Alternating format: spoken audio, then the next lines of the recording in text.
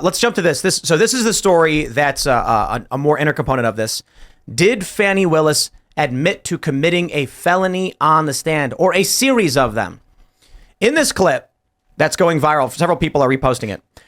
When asked how she had the cash to pay back her boyfriend for these lavish trips, she said that, when you go to the grocery store, you have $50 lying around, you just keep the cash. My dad always told me to keep money, and I didn't. If he found out how little money I'd have, he'd be mad at me, actually. She says she has around $9,000 lying around at any given moment. And she said that what happened was, when she took out large amounts of money from her first campaign, she kept that. She then quickly moves on. Now, many people are pointing out that is a very serious crime, because not only is she saying she took out money from her campaign to keep for cash, she then used that to pay her boyfriend who was buying her lavish vacations, and she was paying it back, which sounds like very serious criminal territory. But there is some nuance.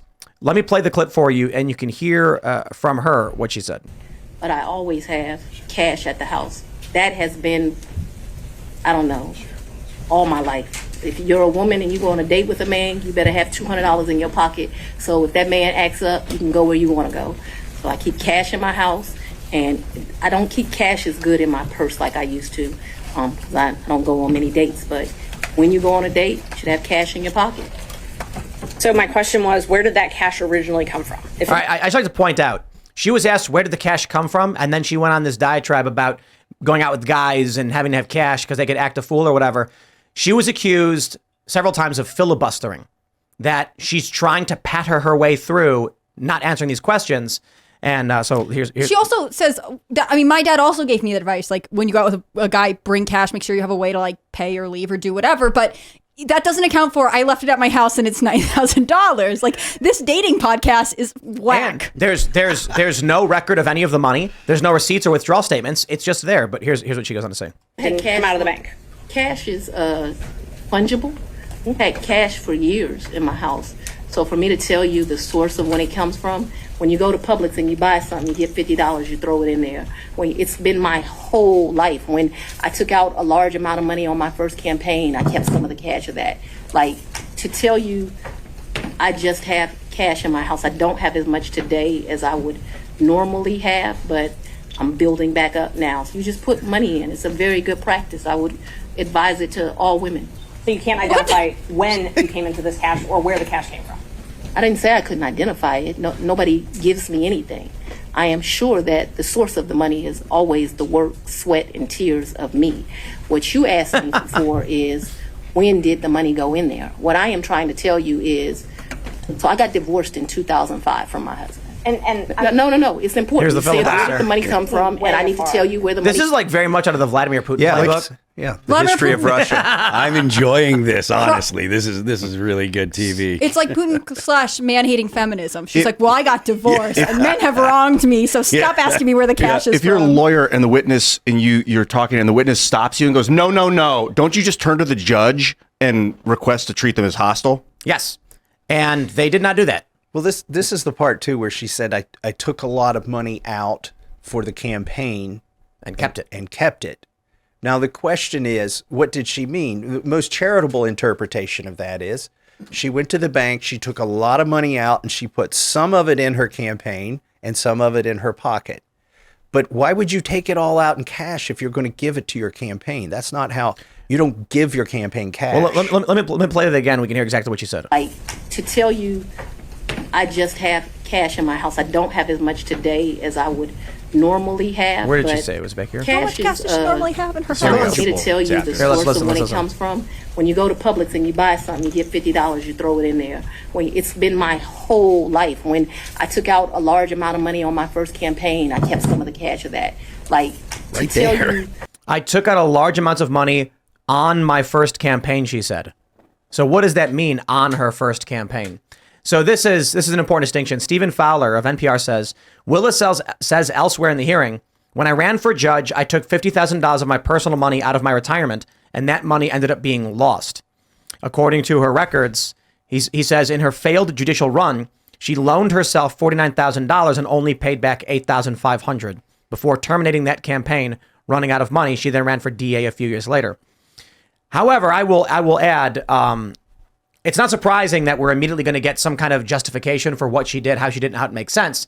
I don't think that actually changes the fact that we don't know the full context of what she did when she said she did it. Stephen Fowler is presenting a plausible reason that could make sense. And in his charitable interpretation, she took out $50,000 in cash from her bank, kept a large portion of it, and then put the rest into her campaign. But you're saying it's not normal for people to put cash into a campaign? You do it with a check or something? You would do it with a wire transfer, but maybe, I mean, I'm trying to be super charitable here.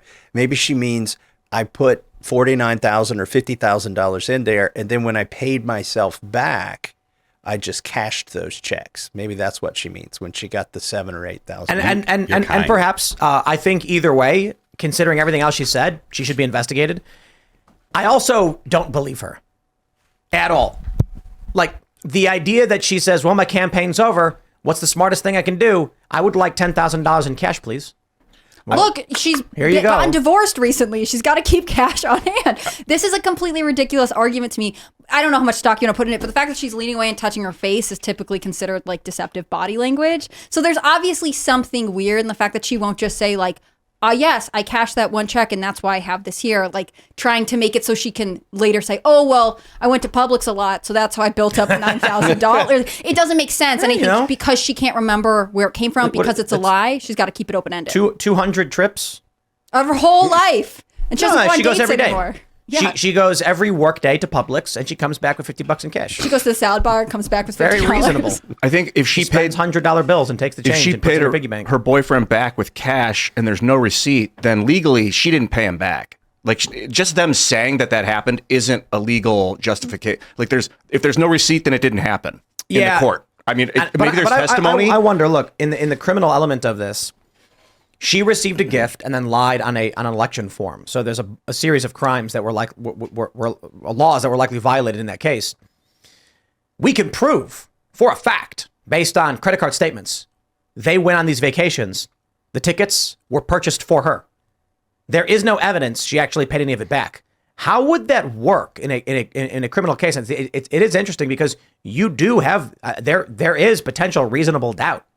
You do have the ability to have cash and pay someone back with it. That being said, if I was on a jury stand or at a trial and someone said, I did not receive a gift from the gentleman, I paid him back in cash, I would say, nice try, dude. That's like $3,000 in cash you'd have to pay back. I don't buy it. This is reminiscent of some of the Biden claims that these were just loans, when they see the transfer and they say, oh, I was paying back a loan. Yep. But there's no evidence of the loan. Because the loan, presumably, how much was it in that case? There was that car. What was it? The car loan or something? I want to say $200,000, but I don't know exactly. I think that's what it was roughly. I don't know the situation. What's the Biden loan situation? Well, they said, why did you give him $200,000 or whatever the number was? 164 or something. And so Hunter had loaned the money to Joe was the story, and Joe was paying the money back to Hunter. Is that am I recalling correctly? I think this one was less than that. I think that was the story. But why would Joe Biden need a loan? Isn't he super rich? I'm not saying whether that really happened or not. I'm just saying this is where they go. They say, oh, it was a loan and we were paying back a loan and part of this deal was in cash. And so you can't track the ledger. Right. Half of it's not in cash. Half of it we have a receipt for and half of it. Can you criminally convict someone for not having a receipt? You know what I mean? That's the challenge. So it seems extremely likely that Fani Willis lied over and over and over again, but this is why perjury charges almost never happen. I got to tell you, like, she knows what she's doing, okay? Someone says to me, like, did you ever order Papa John's to your house? No. They say, but I have a receipt here for 10 Papa John's pizzas. Actually, we ordered a ton on Fat Tuesday because it's Fat Tuesday. We had to order pizza. And I wanted to order pancakes, but we were too late, so we got pizzas instead. But they're going to be like, I see here that several pizzas were delivered to an address. Is this not your address? I'm like, oh, that is my address. It's not my house, though. Is it a house? It is. Do you live there? I do not. So it is not your house? Well, it's an office. Okay. Have you ever had pizzas delivered to your office? No. Didn't you just say, well, that's not my office. It's a office. So no matter what you do, no matter how the question's asked, you can give whatever answer you want, and they can't charge you with lying because they rarely can. Because for the most part, it's just that this is why I got to the point where she was asked, Did he ever come to a place where you laid your head? It's like, I'm sitting here thinking these lawyers don't know how to ask these questions. Like eventually one good lawyer got up and seemed to know how to ask her questions. And then the judge stopped him. Yeah, because like, if you ask her, did he ever stay at your house? And she says no, then you say, okay, he never stayed at your residence. He never, and then you just clarify he never did it, and then you move on. And if it's found out later that he did, she's the liar. She perjured herself. No, she didn't. Rather than be like, That's are my you point. sure you're telling me the truth? Are you sure you want to rephrase it? You don't give her a chance to rephrase it. It's not about rephrasing. It's that you can't bring perjury charges because they'll say, when asked if he stayed at her residence, she said no. And she'll be like, well, yeah. I mean, he came over for a few hours one time, but I wouldn't call it staying there. But it is staying there. When someone stays there, it's like for a week or two. No, it's an interpretation. It's an opinion on a statement. When you say, my friend's coming to stay with me, you might mean for a month or two or three. This is actually something, a thing that happens in law frequently. And it's something that they have historically covered with a reasonable person would say. And that's really nowadays that is becoming harder and harder to kind of narrow down what a reasonable person would say. But that is something that if you look at laws, there are laws all over the place where reasonable people is the standard. And nowadays, no one's fucking reasonable. You know what I would do if I was a lawyer in this case? Guys, Right? You want, Am I right? You're right. You want to know what my first question would be? Hyperbolically, yeah. I would say, Some people. Dia Willis, thank you for your time. My first question is Nathan Wade a man? She can't say. Why would you assume someone's gender? That's it. They'd be like, what's the purpose? Well, I'm laying foundation for questions about a relationship. Is he a man? How would you define man? You need to get an expert, which is I'm not ridiculous. qualified. I don't care what it is. Anytime I get an opportunity to have some leftist on a trial under oath, I'm going to ask them that question. I mean, are you a man or a woman? Okay, how would you define? Are you sure? How do you know? I mean, exactly. And this is something that we were, talking about earlier. It's a frustrating thing because the means we have to manage the government as the population, the government is currently shrinking to the best of their ability.